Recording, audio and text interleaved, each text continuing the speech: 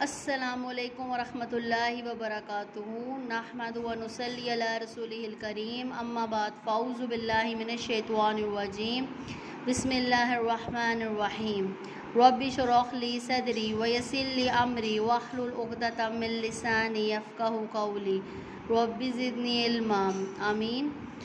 آج ہم نماز نبوی میں ہم لوگوں نے کل پڑھا تھا نماز عصر، جس کی نماز عصر جو ہے وہ فوت ہو جائے، اس کا گھر بار اور اس کا مال لوٹ گیا، ٹھیک ہے، اس کے برابر ہے۔ ہم لوگ اس چیز کو سمجھتے نہیں ہیں، اور ہم لوگوں نے اللہ معاف کرے کہ ہم 5 وقت کی نماز پڑھنے سے بھی ہمیں کوئی فرق نہیں پڑتا کہ ہم نے نماز چھوڑی ہے۔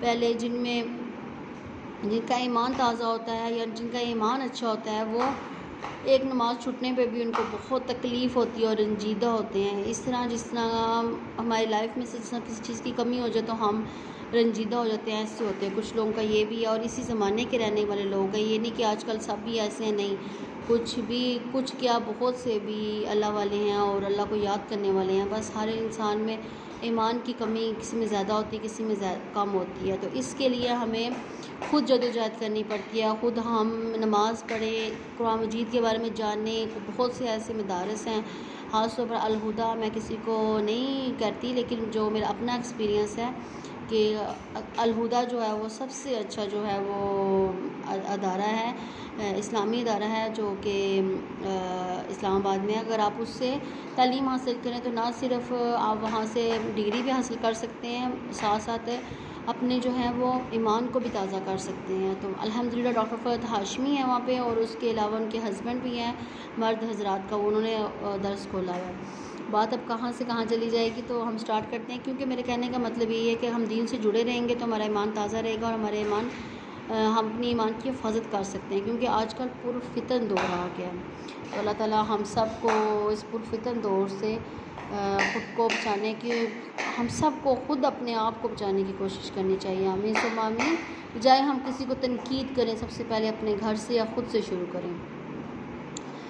حدیث ہم لوگ سٹارٹ کرتے ہیں کہ سیدنا ابو ہریرہ رضی اللہ عنہ روایت کرتے ہیں کہ رسول اللہ صلی اللہ علیہ وسلم نے صحابہ رضی اللہ عنہ سے فرمایا، بھلا مجھے بتاؤ، اگر تم میں سے کسی کے دروازے کے باہر نہر ہو اور وہ اس میں ہر روز 5 بار نہائے، کیا پھر بھی اس کے جسم پر میل باقی رہے گا؟ ٹھیک ہے، صحابہ رضی اللہ عنہ نے کہا نہیں۔ آپ صلی اللہ علیہ وسلم نے فرمایا، یہی مثال 5 نمازوں کی ہیں، اللہ تعالیٰ ان کے سبب گناہوں کو معاف کر دیتا ہے۔ سبحان اللہ، ماشاءاللہ۔ مطلب میں کہتی ہوں کہ جہاں پر ہے نا کہ شیطان ہمارے ایمان کو ختم کرنے کے اور ہمیں پیچھے دھکیلتا ہے اور برائیوں میں لاتا ہے، اتنا ہمارا جو اسلام ہے، ہمارا دین ہے، وہ اتنا ہی ہمیں اتنی خوبصورت حدیث سے بتاتا ہے کہ اسلام مشکل نہیں ہے، ہم صرف نماز پڑھیں گے تو ہمارے گناہ دھل جائیں گے، ٹھیک ہے۔ اور ان خوبصورت حدیثوں سے ہمیں رشک آتا ہے کہ اپنے آپ پہ کہ الحمدللہ ہم مسلمان ہیں، اگر ہم چاہیں بہت آسانی سے ہم جنت میں جا سکتے ہیں۔ ہاں، ان لوگوں کے لیے آزمائشیں زیادہ ہوتی ہیں، لیکن الحمدللہ دنیا کی آزمائشیں، آخرت کی آزمائش جو جہنم کی ہے اس سے بہت کم ہے۔ آگے حدیث پڑھتے ہیں۔ سیدنا انس رضی اللہ عنہ روایت کرتے ہیں کہ ایک شخص نے رسول اللہ صلی اللہ علیہ وسلم کی خدمت میں حاضر ہو کے عرض کیا کہ میں نے گناہ کیا اور بطور سزا میں حد کو پہنچا ہوں، ٹھیک ہے، میں نے گناہ کیا اور بطور سزا لہذا مجھ پر حد قائم کریں۔ آپ نے اس سے حد کا حال دریافت نہ کیا، یہ نہ پوچھا کہ کون سا گناہ کیا ہے، اتنے میں نماز کا وقت آ گیا۔ اس شخص نے آپ کے ساتھ نماز پڑھی، جب آپ نے نماز پڑھ لی تو وہ شخص پھر کھڑا ہو کر کہنے لگا، اے اللہ کے رسول، تحقیق میں حد کو پہنچا ہوں، لہذا مجھ پر اللہ کا حکم نافذ کیجیے۔ آپ نے فرمایا، کیا تو نے ہمارے ساتھ نماز نہیں پڑھی؟ اس نے کہا، پڑھی ہے۔ تو آپ صلی اللہ علیہ وسلم نے فرمایا، اللہ نے تیرا گناہ بخش دیا ہے۔ سبحان اللہ، ماشاءاللہ۔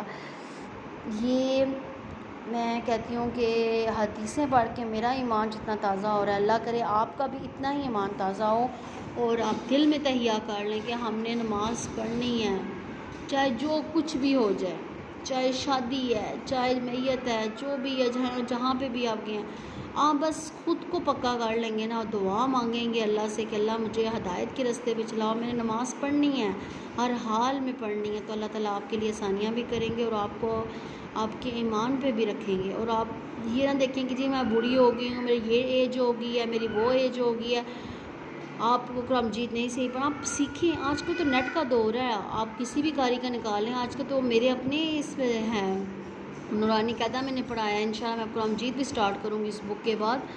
تو آپ خود بھی پڑھ سکتے ہیں، آرام سے پڑھ سکتے ہیں. آپ کو گھر سے نکلنے کی بھی ضرورت نہیں کہ لوگ کیا کہیں گے، میری اتنی ایج ہوگی مجھے قرآن مجید نہیں آتا، وٹ ایور. آپ بس یہ دیکھیں کہ میرے اندر اب ایمان تازہ ہوا، میں نے اب یہ کرنا ہے، تفسیر سیکھنی ہے، اس کی تفسیر پڑھنی ہے، تجوید سیکھنی ہے.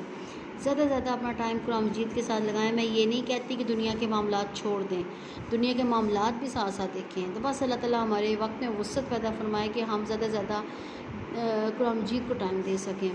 اللہ کی رحمت و بخشش کتنی وسیع ہے کہ نماز پڑھنے کے سبب اللہ نے اس کا گناہ جسے وہ اپنی سمجھ کے مطابق حد کو پہنچانا کہہ رہا تھا معاف کر دیا. معلوم ہوا کہ نماز گناہوں کو مٹانے والی ہے. سبحان اللہ، ماشاء اللہ. اگر عقیدہ، طریقہ نماز اور نیت درست ہو تو نماز پر ہمیشگی بندے کو گناہوں سے روک دیتی ہے. اگر کوئی شخص نماز پڑھنے کے باوجود کبیرہ گناہوں کا ارتکاب کرتا ہو تو یقیناً مذکورہ 3 اوصاف میں سے کسی ایک میں ابھی تک خلل موجود ہے جس کی اصلاح ضروری ہے. مطلب اس میں کہا جا رہا ہے کہ اگر آپ نماز پڑھنے کے باوجود بھی کبیرہ گناہ کر رہے ہیں تو پھر آپ کا یہ 3 اوصاف جو اوپر بتائے ہیں، عقیدہ، طریقہ نماز اور نیت، یہ تینوں چیزیں اگر آپ کی درست ہیں نا تو پھر آپ گناہوں سے بچے ہوئے ہیں. لیکن اگر ان تینوں چیزوں میں سے بھی آپ کا نہیں ہے نا، آپ کا ایک بھی اوصاف نہیں ہے، تب آپ کبیرہ گناہ پڑھیں. تو اپنے عقیدہ، طریقہ نماز اور نیت کو درست رکھیں. ٹھیک ہے، یہاں تک کا آج کا لیسن ہے. سبحان ربک رب العزت عما یصفون والسلام علی المرسلین والحمد للہ رب العالمین. السلام علیکم ورحمۃ اللہ وبرکاتہ.